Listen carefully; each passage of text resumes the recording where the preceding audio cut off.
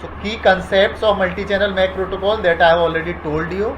Multi-channel MAC protocols are used to allow different devices to transmit parallelly on different channels. Okay. It increases the throughput and can potentially reduce the delay provided that channel access time is not much. Okay. DSRC band has been allocated for VANET applications. It contains 6 SCH and 1 CCH. I have already discussed it.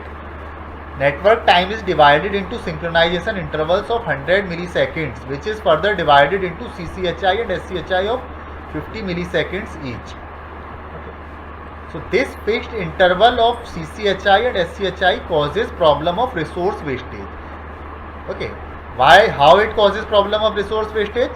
Suppose at the starting of CCH there is no safety data to be transmitted and we are waiting for 50 milliseconds for CCHI to over. After then only we can transmit non-safety data. Okay, the condition can be vice versa. So it is the wastage of resource. I told you channel utilization problem. When we have some data to be transmitted, but due to our protocol we are unable to transmit the data. That is the inefficient channel utilization.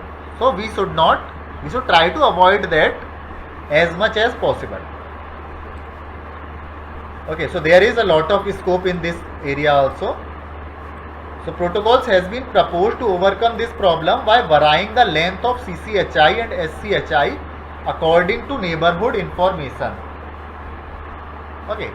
So according to neighborhood information, the length of the CCHI and SCHI varies. Okay, so this variation in the length of CCHI and SCHI is what? They are actually this one, variable interval MAC protocols. Okay. It varies CCHI and SCHI according to present requirement of network. So that is what is written here. Some protocols has been proposed to overcome the problem of resource wastage by varying the length of CCHI and SCHI according to neighborhood information.